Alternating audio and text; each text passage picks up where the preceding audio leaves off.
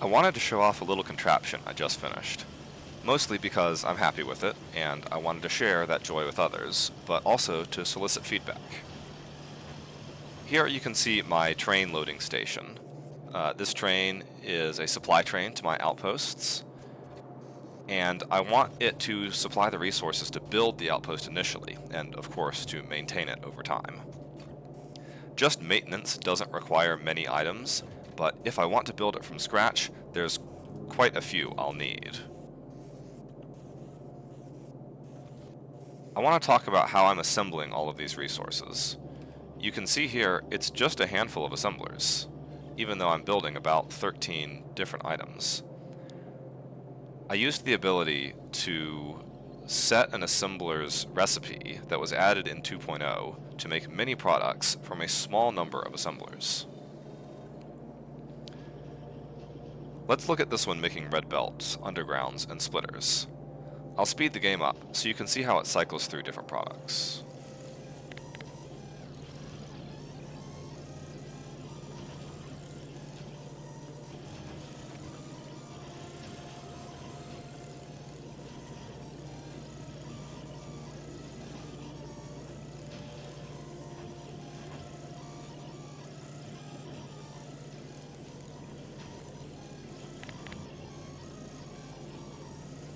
So why did I build this? Let me explain my requirements. Number 1, the factory must produce products,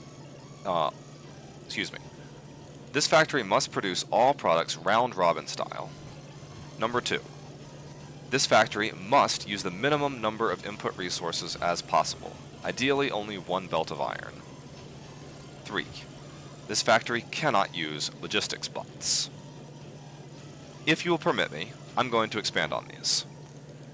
Regarding requirement 1, I have a lot of different products, and I want to use this blueprint very early on. I'm planning to rush bots, and then immediately expand my production with trains. Then I'll look at leaving Nalvis. I need to build lots of things for my outposts, and I want to build them evenly. I'll probably want to buffer 10 stacks of red belts so I can place a lot of outposts quickly, but I don't want to wait for 1,000 belts to be made before I can start making undergrounds. Of course, I could add 1 assembler for belts and 1 for undergrounds, but then they can't run on the same input line, or else the belts assemblers will starve the underground assemblers, and of course anything downstream of that. Now, this is certainly a solvable problem with enough splitters, but I'm not happy with that solution. Let's look at some examples.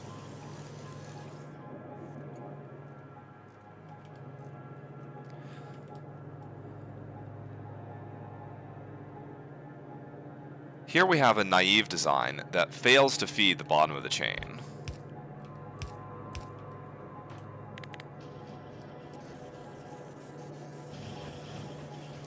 Now, you might think this is just because of the gear-hungry red underground being first, but if you look over here,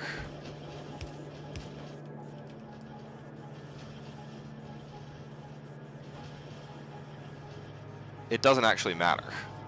You can't feed all 3 of these on just half a belt of gears. So the only solution is to split a line for each one.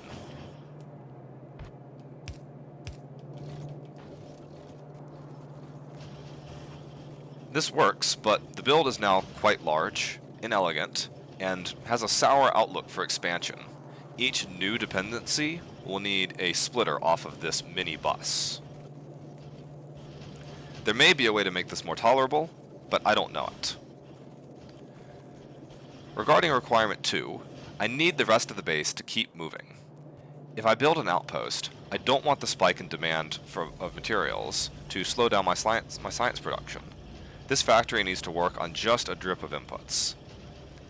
As far as I know, there's no reason the previous proposals can't solve that. As long as you limit your input and use splitters, it should work. Regarding requirement 3, using logistics bots would solve a lot of problems for me. I wouldn't need near as many combinators, and the system would be much simpler. It would probably be a little more stable, and certainly more elegant. But logistics bots come with some downsides that I want to avoid. A. Early logistics bots are terrible. They move slowly and can only carry one item at a time. I want to get this up as soon as possible. B. Logistics bots use a ton of power. One of my main goals with this was to use as few resources as possible, so I don't slow down science or other projects. I don't really want to have to bump up my power production just to feed the bots. C. I don't want bots pulling from my main mall, and I don't want the assemblers here producing to the demand it has. To satisfy this, I would need to make this build fit in its own logistics network, which I just don't want to do. Lastly, I also just really liked this idea for a challenge. It seemed like it would be a fun thing to solve. If someone else shows me a better solution that satisfies my requirements, I may use it, but I may stick with this just because I had fun with it. It would depend on how much better it is, I suppose. Now that we're clear on why I've built this, let me explain in more detail how it works.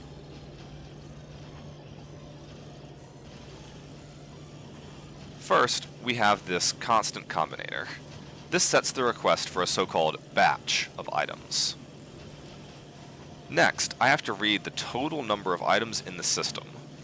With logistics bots, I could just read logistics storage, but it's not so simple here. Items can exist in any of the inserters, or the chests, and also the assembler itself. I need to consider all of these items as part of storage.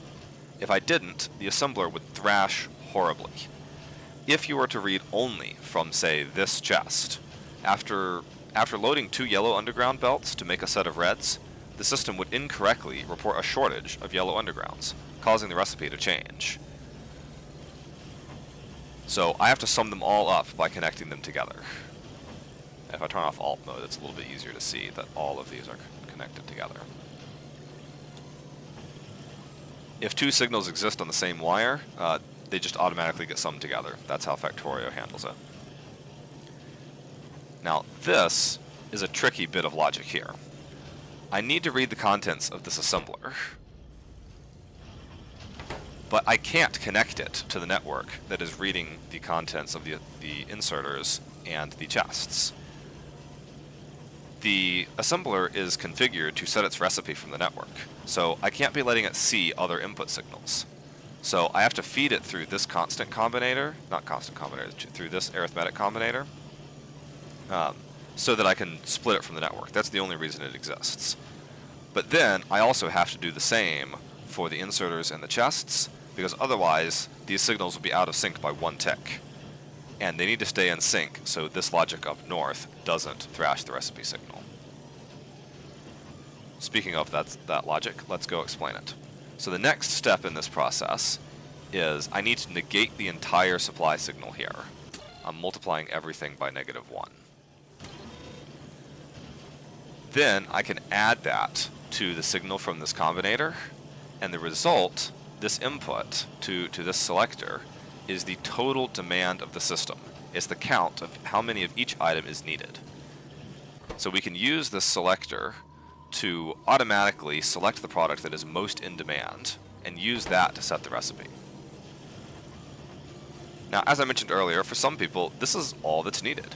If logistics bots could curry items for inputs and outputs, then I'd be done here. I wouldn't even need to worry about adding all the locations of these items together in the chests, because there would really just be one location, the logistics storage. But since I don't want to do that, I have some more work to do. Next, I have this block of logic to enable an output inserter.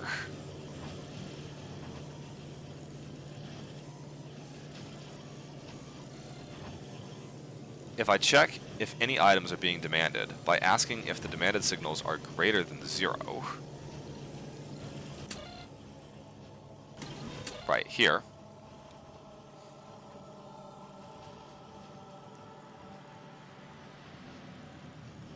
then I can invert that to create a done signal. So this signal D will be 1 if there is nothing being demanded right now.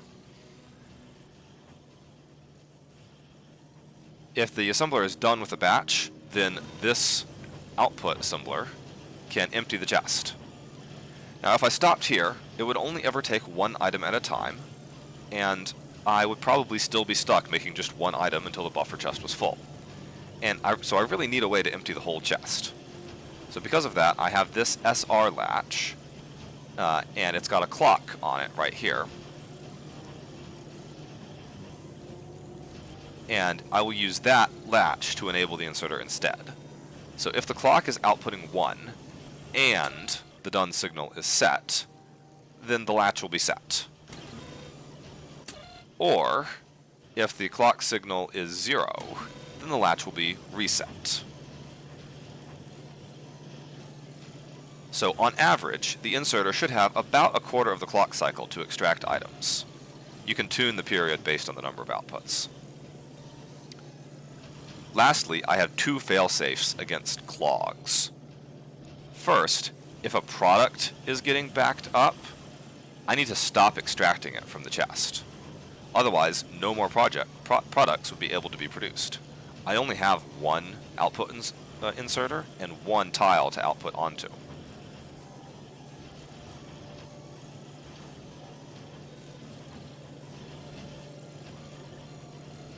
So if I read all the items on these belts,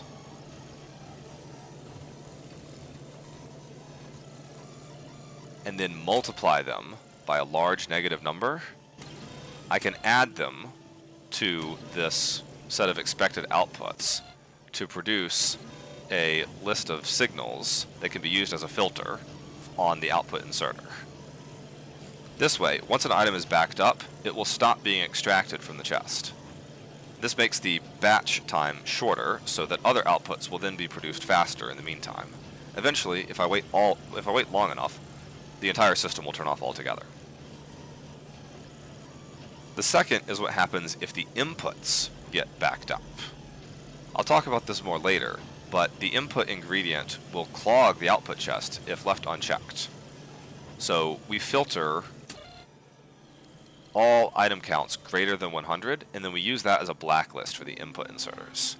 If I get too many iron gear wheels in my output, it will stop feeding them in until they drop to an acceptable level. I'll speed this up here so you can see gears never go above 100, and when they do, the input inserters blacklist them. There we go.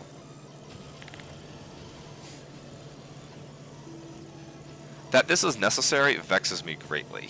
It's my biggest complaint with this design. I wish I could do something better, but I don't think I can.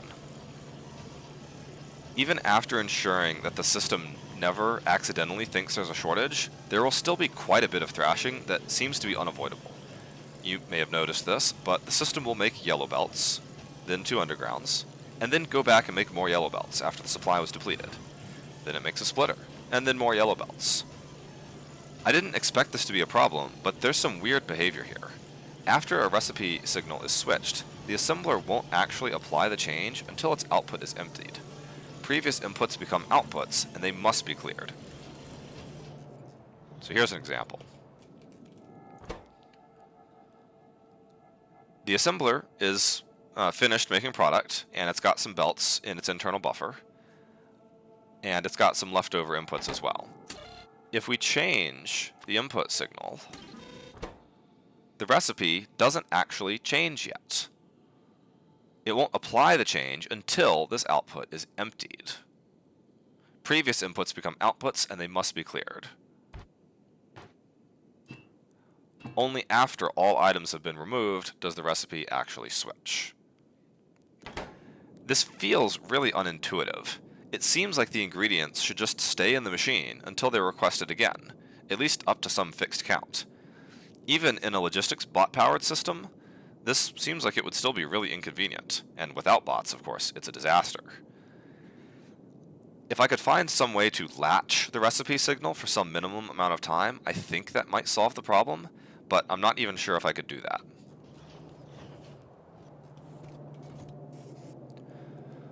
Overall, I'm still really happy with this. I think it's quite clever, reasonably elegant, and no more complex than necessary.